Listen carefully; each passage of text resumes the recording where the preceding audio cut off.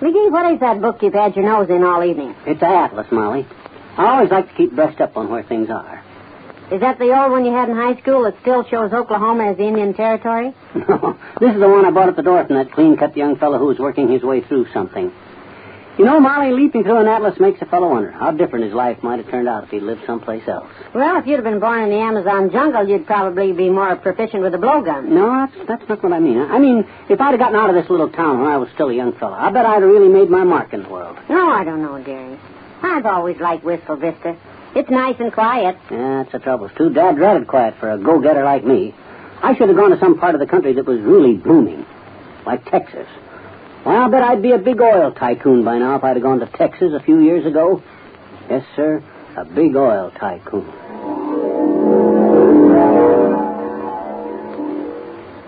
Well, what happened at the office today, Tex? Anything of importance? No, not much. Fellow's trying to sell me the state of Nebraska, but I don't know. Already got South Dakota. It only brings me in a couple of billion a year. I heard on the radio where they hit a big gusher today in West Texas. Was that one of your wells, Tex? If it's in West Texas, it's mine, Texana. I own the whole thing. Gee whiz, this mink carpet's getting really seedy looking, you know what? I wonder if ermine would wear any better. I really prefer the mink, Tex. It goes better with our chinchilla drapes. Yeah, I got ermine seat covers in the car, and they wear like iron. Incidentally, Tex, wasn't that a different car you drove home in this evening? Yeah, bought it this afternoon. I decided I need a blue one to match my tie. What happened to that nice yellow limousine you bought last week? Oh, sold that to a junk dealer. The windshield got dirty. Heavenly days. With all the new cars you buy, it'll be cheaper for you to own an auto factory. Come to think of it, seem to remember I do own one. Remind me to check on that in the morning. Tex, you've got so many holdings you can't keep track of them anymore, and the house is just filled with money. You can't even move around upstairs. Well, I don't know where else to put it, Texana. I filled up the bank, and they won't take any more. Maybe you can sell some of it as old waste paper. Sell money as old waste paper? That doesn't seem very practical. Well, you got to get rid of it some way. It's against the law to burn it. I guess this is just one of the problems you got to cope with when you're a big tycoon like me. You know, Texana, sometimes I wished I was just a billionaire again. Ah, them was the good old days.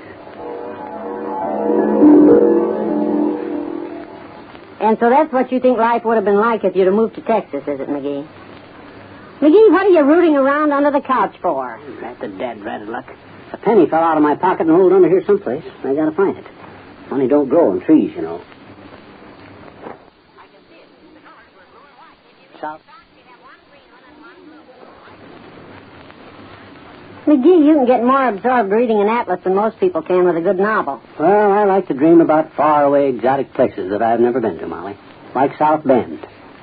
You know, it's funny how a fellow could live in Peoria for years and never get to South Bend. I wonder what strange customs are practiced there in the native bazaars. My cousin Gerhardt used to live there. Oh? He worked in a garbage can factory.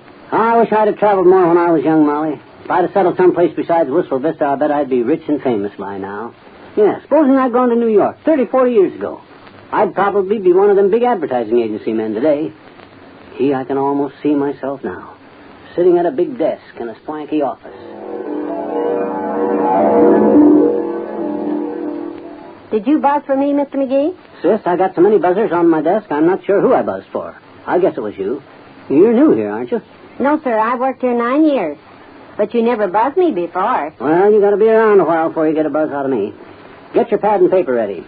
I'm going to start thinking off the top of my head about the Gumble Birdback water account. They're buying 7 to 10 p.m. Saturday on all 3 television networks, aren't they? Yes. It's a $6 billion account. Sold it at lunch yesterday. Now I've got to think up a singing commercial for them. You know, something with smalts. Oh, you're a genius at that, Mr. McGee. People are still talking about the commercial you did for Mother Muldoon's instant sow belly. It changed the eating habits of the nation. Wait a minute. I got it. Give me Gumble's bird bath water, bird bath water, bird bath water. Oh, give me Gumble's bird bath water. It's strictly for the birds. Bravo, Mr. McGee. You don't think it's too hokey, do you? Not at all, sir. It captures the mood. Well, it's just an idea. I'll have to mother hen it for a while. Why don't you drop it down the well and see how big a splash it'll make? I think I'll throw it in the middle of the floor and take some time to walk around it. Well, I'm sure the people at Gumble's will like it. It comes right out of left field and throws the viewer out at home. I still got to get a new motto for that client. Their motto now is highest in quality, lowest in price. Obviously, that's not going to sell bird bath water. No, sir. It doesn't stay with you. It's not catchy. How about America bathes in Gumbel's bird bath water? Pretty hokey, don't you think? Yeah, I guess it is. Maybe better things for better living through Gumbel's bird bath water. How about that? It doesn't make me tingle. How about you? A little, not much. Maybe just something simple with dignity would be better. Something like, among 5 New York veterinarians who know it's Gumbel's 2-to-1. How could it be 2-to-1 among 5 veterinarians? It doesn't come out even. Those little details I'll let the copywriters figure out. But the basic idea is sound. Now send out for a cheese sandwich and a thermos of martinis, will you? I'm starved. Well, I don't know whether you would have made an advertising executive or not, McGee. You don't have the Ivy League look. Your wardrobe leans more toward the 3I League. Believe me, Molly, I would have made a great advertising man. All you got to know how to do is say nothing in a lot of different ways, and I've been doing that for years.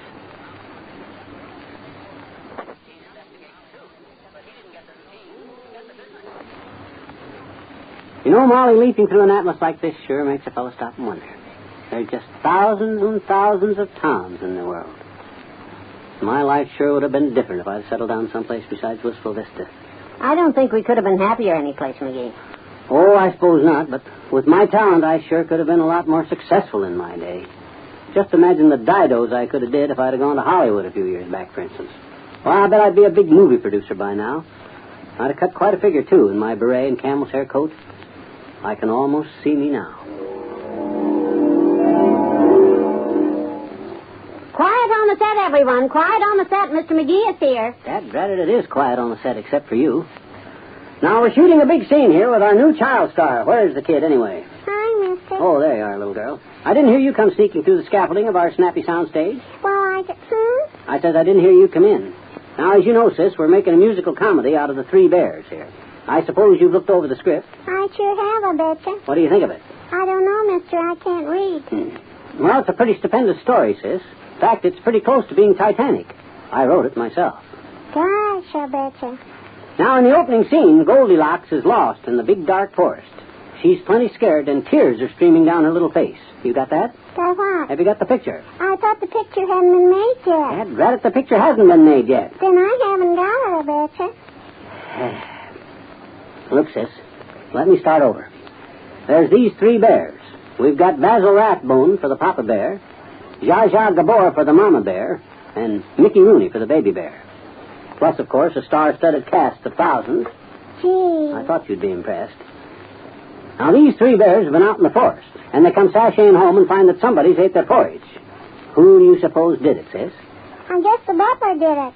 The butler always does it, I betcha. No, the butler didn't do it. Goldilocks did it. Did what? Ate the porridge. Hmm? Ate the porridge. Goldilocks did it. Sure. Well, at least you got that part of it down, Pat. But how can I shoot the scene if you haven't learned the script? What kind of a movie star are you, anyhow? I'm not a movie star at all, I betcha. I'm the studio janitor's little girl.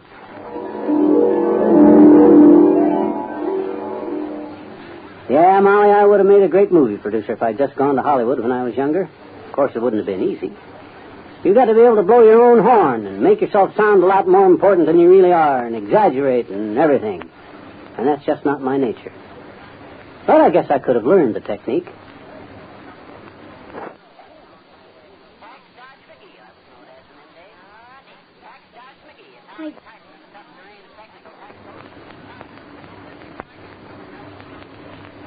Heavenly days, McGee. You've had your nose buried in that atlas all evening. How could a bunch of maps be that interesting? No, I just look at one of these maps and then let myself go on flights of fancy, Molly.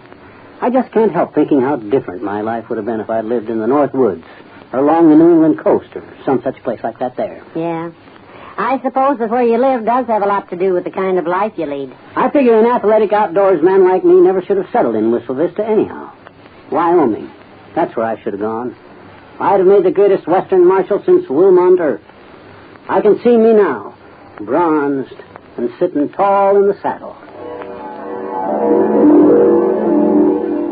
I wish you'd have never taken the marshal's job, Slim, especially with Dirty Hogan back in town. Oh, there ain't no reason to race your motor, Clementine. Hogan won't be starting no trouble in Rattlesnake Butte as long as I'm here. I can outride him, outdraw him, and outsmart him. I'm also a bigger coward than he is. The girls in the sewing circle say that Hogan's come to town to get married. Well, he's going to rope and brand himself a little heifer, is he? No, he's going to get married. Dad ratted, I know he's going to get married. That roping and branding business is just a colorful Western expression I was throwing around. You are colorful, Slim. I can't deny that. You bet your life I am, Clementine. I'm the most colorful marshal since Marshall Field. Somebody's at the door. Should I get it? No, I'll get it. I'm expecting somebody. Did you get him? Right between the eyes. Who was it? The mailman. Slim, that's the third mailman you shot this week. The postmaster told me that Blue Cross won't even write a policy on the men assigned to this route anymore. Well, Dad ratted it's them dark blue uniforms they wear. They dress just like bad guys. So naturally I shoot first and take a good look later. I suppose I should be proud of you, Slim. It takes a brave man to shoot a postman. You're darn right it does. And this one was carrying an umbrella. They can hurt you pretty bad with one of them things. And to think you shot him without blinking an eye. You're my hero, Slim. Yes, Sir Molly, a man like me that knows no fear could have made quite a mark for himself in the Old West. Well, there aren't any bad guys to chase around here, dearie. But the Toops' dog is digging in our rose bushes again. Oh? That should give you something worthwhile to chase. Not on your life, kiddo. I'm not going out in the yard while that dog's there. But it's only a Pekingese. It's got sharp teeth. Here's the broom. You go chase it. I'm going upstairs and practice my fearlessness up there.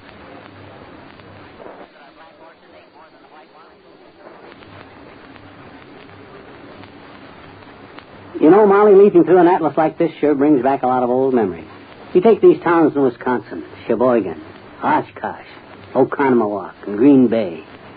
You know, me and my old pal Fred Nittany from Starved Rock, Illinois, we went all them places together way back in 1920, not 21. In vaudeville? No, we went in Fred's Upmobile. It was a big touring car, and we had all our luggage strapped on the back. We hit Prairie du Chien up here, and then Wausau and Eau Claire.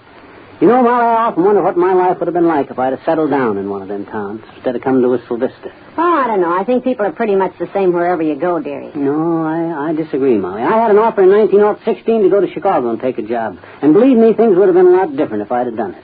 I suppose so. Yep. The Windy City would have been a lot more windy with you there, for one thing. Well, I was thinking about the gangsters they had up there during Prohibition. I might well have made millions as the lord of the Chicago underworld.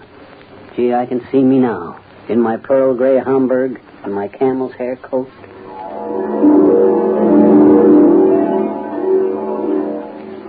Here's the protection money from the children's lemonade stands on the north side, Snake. It comes to 83 cents. Dad ratted Bubbles, can't we shake them kids down for any more than that? Maybe if we roughed a couple of them up or throw a bomb into one of their stands. Snake, there just isn't any big money in lemonade. In fact, I'm surprised that the lord of the underworld like you would even bother with this racket. Well, lemonade stands are seasonal, Bubbles. I got to have something to take up the slack when I stop shaking down kids who shovel off snow in the wintertime. Well, you didn't make any money off that snow shoveling operation either, Snake. Why don't you get into some of the big-time rackets like liquor or hot cars? That's where the big money is. Oh, I couldn't do anything like that, Bubbles. I always promised my mother I'd be clean and upright. Well, there's nothing very clean and upright about shaking down small children. Sure there is. They don't shoot back. By the way, Bubbles, did you get that gravy stain off my bulletproof vest? Yes, it's in the hall closet. Good, I'm going to be needing that. I got a big job coming up. Really, Snake? What's the caper? Bubbles, I'm going right up to the headquarters of the Capone gang. I hear they keep $250,000 in cash lying around there. I'll catch them off guard, crack the safe, and pick up the whole swag. If any of them rats give me any trouble, they'll find themselves in the bottom of the Calumet River wearing cement overcoats. Oh, Snake, what a daring plot. When are you leaving? Right away, kiddo. I got to catch the 928 streetcar. So I'll have to wait until almost 10 o'clock. Heavenly days, Snake. You mean you're not going to take the getaway car on a big job like this? Bubbles, you know I haven't got any driver's license. Think what they'd do to me if I got caught.